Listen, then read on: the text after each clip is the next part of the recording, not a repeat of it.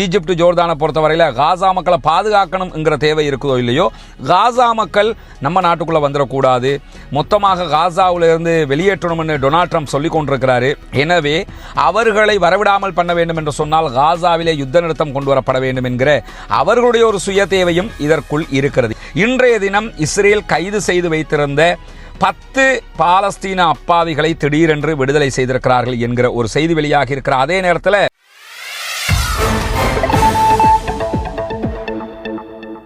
வலைக்கும் வரஹ்மத்துல்லாஹி வபரகாத்துஹு. பேரன்பிற்கினிய சகோதர சகோதரிகளே, நம் அனைவர் மீதும் ஏக இறைவனுடைய அமைதியும் கருணையும் உண்டாகட்டுமாக என்கிற உயரிய பிரார்த்தனைகளோடு காசாவில் கிட்டத்தட்ட 558வது நாளாக இன்றைக்கும் என்னவெல்லாம் நடக்கிறது என்கிற செய்திகளைத்தான் நம்ம பார்க்க இருக்கிறோம். நமக்கெல்லாம் தெரியும், அக்டோபர் 7, 2023 இஸ்ரேலிய ஆக்கிரமிப்பு படைகள் காசாவினுடைய நிலப்பரப்பின் மீது ஆக்கிரமிப்பு யுத்தத்தை ஆரம்பித்தது இருந்து இன்றைக்கு 557 நாட்கள், 2 வருடங்களை நம்ம நெருங்கிக் கொண்டிருக்கக்கூடிய இந்த நேரம் வரைக்கும் யுத்தம் தொடர்ந்து கொண்டே வருகிறது. இந்த நிலையில இன்றைக்கு இதுவரைக்கும் 19 அப்பாவிகள் இஸ்ரேலுடைய தாக்குதல்களில் கொல்லப்பட்டிருக்கிறார்கள், ஷஹீதாகி இருக்கிறார்கள் என்கிற கவலைக்குரிய செய்திகள் வெளியாகி இருக்கிறார். அதே நேரம் 40க்கு மேற்பட்ட அப்பாவிகள் படுகாயம் அடைந்திருக்கிறார்கள் என்கிற செய்திகளும் வெளியாகி இருக்கிறது.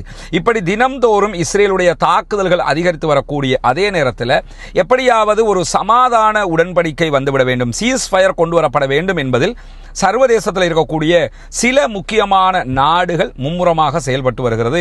அதிலே கத்தாருடைய வகிபாகம் என்பது மிக முக்கியமானது. தற்போது ஈஜிப்டும் அதோடு இணைந்திருக்கிறது, ஜோர்தானும் இணைந்து கொண்டிருக்கிறது. ஈஜிப்ட் ஜோர்தானை பொறுத்தவரையில் காசா மக்களை பாதுகாக்கணுங்கிற தேவை இருக்குதோ இல்லையோ, காசா மக்கள் நம்ம நாட்டுக்குள்ளே வந்துடக்கூடாது, மொத்தமாக காசாவிலிருந்து வெளியேற்றணும்னு டொனால்ட் ட்ரம்ப் சொல்லிக் கொண்டிருக்கிறாரு. எனவே அவர்களை வரவிடாமல் பண்ண வேண்டும் என்று சொன்னால் காசாவிலே யுத்த நிறுத்தம் கொண்டு வரப்பட வேண்டும் என்கிற அவர்களுடைய ஒரு சுய தேவையும் இதற்குள் இருக்கிறது. எது எப்படி போனாலும் நமக்கு அங்கு சமாதானம் ஏற்பட வேண்டும் என்பதுதான் நம்முடைய அடிப்படையாக இருக்கிறது. குறிப்பாக தற்போதைய இந்த யுத்தம் ஈரான் வரைக்கும் வியாபித்து நிற்கிறது. அதே போன்று யமன்ல இருக்கக்கூடிய ஹூத்திகள் மீது தொடர் தாக்குதல்களை அமெரிக்கா நடத்துகிற அதே நேரம் அமெரிக்காவினுடைய ராணுவ கப்பல்கள் மீதும் அதே போன்று இஸ்ரேலுடைய நிலப்பரப்புகள் மீதும் ஹூத்திகள் தாக்குதல்களை நடத்தி வருகிறார்கள். இறுதியாக ஹூத்திகள் யமன்ல இருந்து நடத்திய பயங்கரமான தாக்குதல் தான் இஸ்ரேலுடைய ரகசிய அணு ஆயுதங்களை சுமந்து செல்லக்கூடிய ஏவுகணைகளை வைத்திருக்கக்கூடிய அந்த ஒரு முகாம் மீது தாக்குதல் நடத்தியது. ராணுவ கேம்ப் மேல தாக்குதல் நடத்தி இருந்தாங்க. சுண்ணாம்பு கட்பாறைகள் நிறைந்திருக்கக்கூடிய ஒரு ரகசியமான இடத்துல மலை குன்றுகளுக்குள்ளாக வைக்கப்பட்டிருந்த ஒரு ராணுவ கேம்ப் அது. அந்த கேம்பையே துல்லியமாக கண்டறிந்து படு பயங்கரமான தாக்குதல்களை ஹூத்திகள் நடத்தி இருக்கிறார்கள். எனவே அதிலே இஸ்ரேல் எதிர்பார்க்காத பல இழப்புகள் அவர்களுக்கு ஏற்பட்டிருக்கிறது என்கிற செய்திகள் வெளியாகி இருக்கிற காரணத்தினாலையும் தொடர்ந்தும் இஸ்ரேலுக்குள்ள ஆர்ப்பாட்டங்கள் வெடித்துக் கொண்டிருக்கக்கூடிய காரணத்தினாலையும் எப்படியாவது இந்த யுத்தத்தை நிறுத்திவிட வேண்டும் என்பதில் தற்போது இஸ்ரேலும் முனைப்பு காட்டுகிறது என்பது நமக்கு தெளிவாக தெரிகிறது. இந்த நேரத்தில் தான் இன்றைய தினம் இஸ்ரேல் கைது செய்து வைத்திருந்த 10 பாலஸ்தீன அப்பாவிகளை திடீரென்று விடுதலை செய்திருக்கிறார்கள் என்கிற ஒரு செய்தி வெளியாகி இருக்கிற அதே நேரத்தில் இஸ்ரேலுடைய பாதுகாப்பு அமைச்சர் இன்றைக்கு வெளியிட்டிருக்கக்கூடிய அறிக்கையில் என்ன சொல்லியிருக்கிறாருன்னா, எக்காரணம் கொண்டும் நாங்கள் காசாவுக்குள்ள எந்த விதமான உணவுகள், மருந்துகள், தண்ணீரை கொண்டு போவதற்கு அனுமதிக்க மாட்டோம் அப்படின்னு சொல்லிருக்கிறார். ஐநா மீண்டும் மீண்டும் ஒரு விஷயத்தை வலியுறுத்துறாங்க. எப்படி வலியுறுத்துறாங்கன்னு கேட்டா, இது பசியோடு வைத்து கொள்ளுகிற ஒரு இன அழிப்பை இஸ்ரேல் செய்கிறது என்கிற விவகாரத்தை வலியுறுத்தி கொண்டே இருக்கிறார்கள். இப்படி தொடர்ந்து இஸ்ரேல் காசா மக்களுக்கான உணவு, மருந்துகளை தடுத்துக் கொண்டிருக்கக்கூடிய நேரத்தில் தான் இன்றைக்கும் இஸ்ரேலுக்குள்ள ஒரு பலத்த அடி இஸ்ரேலிய அரசாங்கத்திற்கு விழுந்திருக்கிறது. நேற்றைய நம்முடைய உரையை நீங்க கவனிச்சிருப்பீங்க, அதற்கு முந்தைய நாள் உரையை நீங்க கவனிச்சிருப்பீங்க, அதற்கு முந்தைய நாள் கிட்டத்தட்ட ஒரு 3 நாட்கள் உரையை கவனிச்சிருப்பீங்க. இஸ்ரேலிய ராணுவத்திற்குள் ஒரு புரட்சி ஏற்பட்டிருக்கிறது. இஸ்ரேலிய போர்சஸ்ல இருக்கக்கூடியவங்க இஸ்ரேல் ராணுவத்திலிருந்து விலகினாலும் பரவாயில்லை, யுத்தம் நிறுத்தப்பட வேண்டும், உடனடியாக பணைய கைதிகள் மீட்டுக் கொண்டு வரப்பட வேண்டும். இந்த யுத்தம் இஸ்ரேலிய பிரதமர் பெஞ்சமின் நெத்தன்யாகுனுடைய அரசியல் எதிர்காலத்திற்காக நடத்தப்படுகிறதே தவிர இந்த யுத்தத்தில் நம்ம ஜெயிக்கவும் முடியாது என்கிற ஒரு நிலைக்கு அவங்க வந்துட்டாங்கிறத நம்ம தொடர்ந்து தொடர்ந்து சொல்லி வர்றோம். அதே மாதிரி இஸ்ரேலுடைய புதிய ராணுவ தளபதியாக பதவியேற்கக்கூடியவரும் என்ன பண்ணாருன்னா, நான் வந்தா வெட்டுவான் குத்துவான் தொலைப்பான் இந்த மாதிரி நின்னாரு. ஆனா கடைசியாக அவருடைய அறிக்கையும் எப்படி ஆயிடுச்சுன்னா, நம்மளால ராணுவ ரீதியில் வெல்ல முடியாது, உடனடியாக ஒரு சீஸ்ஃபயரை கொண்டு வாங்க என்கிற நிலைமைக்கு அவர் தள்ளப்பட்டிருக்கார். இதுக்கெல்லாம் காரணம் என்னன்னா, இஸ்ரேலிய ராணுவத்திற்குள் ஏற்பட்டிருக்கக்கூடிய புரட்சிகர மாற்றம். அவங்க யாருமே யுத்தத்துக்கு போக மாட்டோம்னு சொல்லி இருந்த நேரத்தில் நேற்றைய நம்முடைய வீடியோவில் 11,000 பேர் இதுவரைக்கும் இந்த புரட்சிகர குழுவில் இணைந்திருக்கிறார்கள் என்கிற செய்தியை நம்ம சொல்லியிருந்தோம். 11,000 பேர்ல ஆல்மோஸ்ட் மெஜாரிட்டியாக இருக்கிறவங்க யாருன்னா இஸ்ரேலி போர்சஸ், ரிசர்வ் போர்சஸ் இருக்கிறாங்க. தற்போது பணியில் இருக்கக்கூடிய ராணுவ அதிகாரிகள், அதிலும் குறிப்பாக விமானப்படையினுடைய அதிகாரிகள் இருக்கிறாங்க. 8200 என்று சொல்லக்கூடிய இஸ்ரேலுடைய கணினி உளவு பிரிவு, சைபர் கிரைம் சம்பந்தப்பட்ட உளவு பிரிவினுடைய முக்கிய அதிகாரிகளும் அதிலே இணைந்திருந்தார்கள். மொசாதினுடைய அதிகாரிகள் இணைந்திருந்தார்கள்.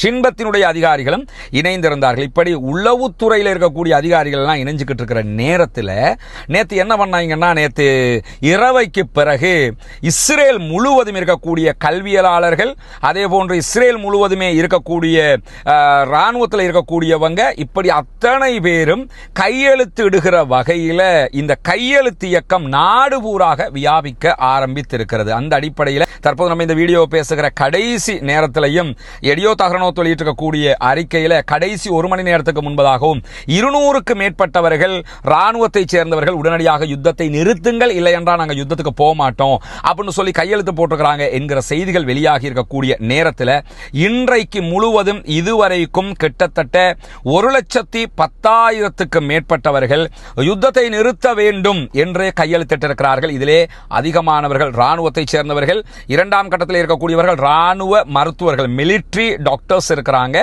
3ஆம் கட்டமாக ப்ரொஃபசர்ஸ் இருக்கிறாங்க, 4ஆம் கட்டமாக கல்வியலாளர்கள், ஆசிரியர்கள் இருக்கிறார்கள், 5ஆம் கட்டமாக இன்னும் மற்ற தொழில்துறைகளில் இருக்கக்கூடிய அதிகாரிகள் இருக்கிறார்கள். எல்லாமே இன்டலெக்சுவல்ஸ். யுத்தத்தை நிறுத்துங்க.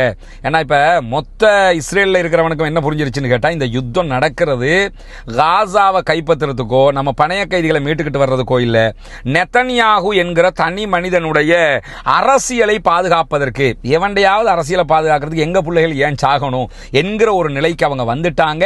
ஒரு அருமையான ஒரு நிலைப்பாட்டை அவர்கள் எடுத்திருக்கிறார்கள். அந்த அடிப்படையில் இன்றைக்கு 1,10,000 தாண்டிய கையெழுத்துக்கள் பெறப்பட்டிருக்கிறது. இது இஸ்ரேலிய பிரதமர் பெஞ்சமின் நெத்தன்யாகுவுடைய ஈர கொலையையே ஆட்டுகிற ஒரு செயல்பாடாக மாறி இருக்கிறது. நம்ம அமெரிக்காவை சமாளிக்கிறதா, பாலஸ்தீன விடுதலை போராளிகளை சமாளிக்கிறதா, ஈரானை சமாளிக்கிறதா, ஹூத்திகளை சமாளிக்கிறதா, இந்த யுத்தத்தை எப்படி சமாளிக்க போறோம்ங்கிறத தாண்டி இப்ப உள்ளுக்குள்ள இருக்கக்கூடிய ராணுவத்தை எப்படி சமாளிக்க போறோம்ங்கிறது தெரியாம தடுமாறுகிறார்கள் என்கிற செய்திகளுக்கு மத்தியில் பாலஸ்தீன விடுதலை அமைப்பினுடைய துணை ராணுவ குழு இன்னைக்கு சரம் மாறியான தாக்குதல்களை ஜெனின் பகுதிகளில் ஜெனின் பட்டாலியன் நடத்தி இருக்கிறார்கள் என்கிற செய்திகள் வெளியாகி இருக்கிறது. குறிப்பாக ஜெனின் பட்டாலியன் இன்றைக்கு வெளியிட்டிருக்கக்கூடிய அறிக்கையை நீங்க பாத்தீங்கன்னா, எங்களுடைய போராளிகள் ஜெனின் பகுதிகளில் ஒரு மிகப்பெரிய காலாட்படையை எதிர்கொண்டார்கள் என்று அறிவித்திருக்காங்க. ஒரு தரைப்படையை எதிர்கொண்டிருக்காங்க. இந்த தரைப்படையில் மினிமம் 30 பேர் இருந்ததாக சொல்லப்படுகிறது. அந்த 30 பேருக்கு எதிராக உச்சகட்ட தாக்குதல்களை நடத்தி வெற்றி பெற்றிருக்கிறோம் அப்படின்னு சொல்லி அவங்க அறிவிச்சிருக்கிற காட்சியை பார்க்கலாம். நாங்க ஜெயிச்சிட்டோம் அப்படின்னு சொல்லி அறிவிச்சிருக்கிறாங்க. வெறுமனே ஒரு 2 பேர் செத்து போனா ஜெயிச்சிட்டோம்னு அறிவிக்க மாட்டாங்க. மொத்த படையையே காலி பண்ணியிருந்தா மட்டும்தான் அறிவிப்பாங்க. எனவே நாங்க எங்களுடைய இந்த ஜெனின் பட்டாலியன் இன்றைய தாக்குதல்ல மொத்தமாக இஸ்ரேலுடைய காலாட்படையை கபருக்குள் அனுப்பி இருக்கிறது என்கிற செய்திகளை வெளியிட்டிருக்கக்கூடிய நேரத்தில் இன்றைக்கு பாலஸ்தீன விடுதலை அமைப்பினுடைய ஈரான் தலைநகரில் இருந்து செயல்படக்கூடிய ஈரானுடைய பிரதிநிதியாக இருக்கக்கூடிய பாலஸ்தீன விடுதலை அமைப்பினுடைய ஈரானுக்கான பிரதிநிதியாக செயல்படுகிற ஹாலித் ஹதூமி அவங்க ஒரு முக்கியமான அறிக்கையை வெளியிட்டிருக்கிறார். அதில் அவர் என்ன சொல்லியிருக்கிறார்னு கேட்டா, இஸ்ரேல் ஒரு ப்ரொபோசலை தந்திருக்கிறாங்க எங்களுக்கு யுத்த நிறுத்தம் தொடர்பாக. அந்த ப்ரொபோசலை நாங்க ரீட் பண்ணி கொண்டிருக்கிறோம், அதை பத்தி ஆராய்ந்து கொண்டிருக்கிறோம். அந்த ப்ரொபோசலை நாங்க ஏத்துக்கிறதா இல்லையாங்கிறது பற்றிய ஆய்வுகள் நடந்து வருகிறது. ஆனால் என்ன ப்ரொபோசலை தந்தாலும் நாங்கள் ஒரு விஷயத்தில் தெளிவாக இருக்கிறோம். நிரந்தர யுத்த நிறுத்தத்திற்கு இஸ்ரேல் ஒப்புக்கொள்ள வேண்டும். இஸ்ரேல் ராணுவம் மொத்தமாக காசாவை விட்டு வெளியேற வேண்டும். அடுத்த 3 ஆண்டுகளுக்குள்ளாக காசா மீண்டும் மீள் கட்டுமானம் செய்யப்பட வேண்டும். காசாவை ஆளுவது யார் என்பதில் ஒரு தொழில்நுட்ப டீமை போட்டு அதை நாங்கள் முடிவெடுத்துக்கலாம். ஆனால் ஆளுகிறவர்கள் கண்டிப்பாக காசாவை சேர்ந்தவர்களாக இருக்க வேண்டும் என்பதில் மிக தெளிவாக இருக்கிறாங்க. என்ன நடந்தாலும் எங்களுடைய இறுதி மூச்சு இருக்கிற வரைக்கும் இந்த முடிவை மாற்ற மாட்டோம் என்பதில் மிக கவனமாக இருப்பதாக இன்றைக்கு ஹாலித் ஹதூமி அவர்கள் ஈரான்ல இருந்து வெளியிட்டிருக்கக்கூடிய அறிக்கையிலையும் சொல்லியிருக்கக்கூடிய நேரத்தில் தான் தற்போதைய ப்ரொபோசல் பேச்சுவார்த்தையில் இருக்கிறது. எகிப்தும் கத்தரும் முன்னின்று இந்த செயல்பாடுகளை முன்னெடுக்கிற அதே நேரத்தில் ஒரு செய்தியை நீங்க பார்த்திருப்பீங்க. அமெரிக்காவோடு சேர்ந்து சவுதி அரேபியா ஹூத்திகளை தரை வழியாக தாக்குவதற்கு திட்டமிடுகிறது என்கிற ஒரு செய்தி பரவலாக பரப்பப்படுகிறது. இதுவரைக்கும் ஆதாரபூர்வமான எந்த விதமான செய்திகளும் அப்படி வெளியாகவில்லை. ஹூத்திகள் கூட இப்படி ஒரு சம்பவம் இருக்கிறது என்று எங்கும் சொல்லவில்லை. ஈரானுடைய எந்த ஊடகங்களும் கூட இதை பற்றி பேசவில்லை. வெஸ்ட் மீடியாக்கள்ல கூட இது ஒரு முக்கிய செய்தியாக யாருமே பேசல. அங்கங்க சில யூடியூபர்ஸ் என்ன பண்றாங்கன்னு கேட்டால் இந்த செய்தியை சொல்றாங்களே தவிர எந்த விதமான ஒரு அடிப்படையும் இல்லாத ஒரு செய்தியாகத்தான் இதுவரைக்கும் இருக்கிறது. அப்படி ஹூத்திகள் மேல இந்த மாதிரியான ஒரு நேரத்தில் சவுதி அரேபியா கை வைப்பதற்கு நினைக்கவும் மாட்டாங்கன்னு நான் நினைக்கிறேன் பர்சனலி. ஏன்னு கேட்டா இப்ப இருக்கக்கூடிய நிலைமைங்கிறது ஹூத்திகள் இஸ்ரேலுக்கே சரவெடி தாக்குதல் நடத்தும் போது டெய்லி தீபாவளி பட்டாசு மாதிரி கொளுத்திக்கிட்டு இருக்கிற நேரத்தில் சவுதி அரேபியா தற்போது மூக்க நுழைச்சுக்கிட்டாங்கன்னா சவுதி அரேபியாவுக்கு 2015 ஒரு மருந்து கட்டியிருக்கிறாங்க ஹூத்திகள். அரம்கோ என்கிற அமெரிக்க சவுதி அரேபிய கம்பெனி, அவங்க தான் ஆக உச்சகட்ட கம்பெனி சவுதி அரேபியாவில் எண்ணெய் எடுப்பதில். அந்த கம்பெனி மேலேயே ஆளில்லா விமான தாக்குதல் நடத்தினாங்க. அதுக்கப்புறம் தான் ஹூத்திக்கும் சவுதிகளுக்கும் இடையிலான சண்டையே முடிவுக்கு வந்தது, சமாதானமாக முடிந்தது. எனவே அவங்க இஸ்ரேல் வரைக்கும் அட்டாக் பண்றவங்களுக்கு சவுதி அரேபியாவுக்கோ சவுதி அரேபியாவினுடைய மற்ற நகரங்களுக்கோ குறிப்பாக அரம்கோவுக்கோ தாக்குவது ரொம்ப லேசானது என்பது சவுதி அரேபியாவுக்கு தெரியும். அதனால் அப்படி ஒரு முனைப்பு அவங்க எடுப்பதற்கான வாய்ப்புகள் இல்லை. இன்னும் சொல்ல போனால் சவுதி அரேபியா தற்போது பல அபிவிருத்தி திட்டங்களை முன்னெடுத்துக் கொண்டிருக்கிறாங்க. நியோன் திட்டம் நடைமுறையில் இருக்கிறது. சவுதி அரேபியாவினுடைய இன்னும் பல சோசியல் திட்டங்களை அவங்க முன்னெடுக்கிறாங்க. 2030 என்கிற ஒரு விஷனை நோக்கி அவங்க போய்கிட்டு இருக்கிறாங்க அபிவிருத்தி பொருளாதார ரீதியாக. அந்த நேரத்தில் இப்படியான ஒரு மடத்தனமான ஒரு முடிவு அவங்க எடுத்தாங்கன்னு சொன்னா அது அவர்களுக்கு பாதிப்பாக முடியும் என்பதும் அவர்களுக்கு தெரியும். எனவே பாலஸ்தீனம் தொடர்பாக இன்றைக்கு வெளியாக இருக்கக்கூடிய மிக முக்கியமான செய்திகளை தான் நம்ம இந்த இடத்துல பார்த்திருக்கிறோம். பாலஸ்தீனம் வெற்றி பெற வேண்டும், பாலஸ்தீனம் சுதந்திரம் அடைய வேண்டும், பாலஸ்தீன மக்களும் நம்மை போன்ற நிம்மதியானவர்களாக மாற வேண்டும், வாழ வேண்டும் என்கிற உயரிய பிரார்த்தனைகளோடு பாலஸ்தீன மக்களுக்காக தினமும் பிரார்த்தனை செய்யுங்கள் சகோதரர்களை. இஸ்ரேலிய ஆக்கிரமிப்பு ராணுவத்தினுடைய அட்டூழியத்திற்கு எதிராக தொடர்ந்தும் அல்லாஹ்விடத்திலே குனூத்து நாசிலாவை ஓத மறந்து விடாதீர்கள். ஜனநாயக ரீதியாக பாலஸ்தீன மக்களுக்காக தினமும் குரல் எழுப்புவோமாக. வாஹ்ர் தஅவானா அல்ஹம்துலில்லாஹி ரப்பில் ஆலமீன்.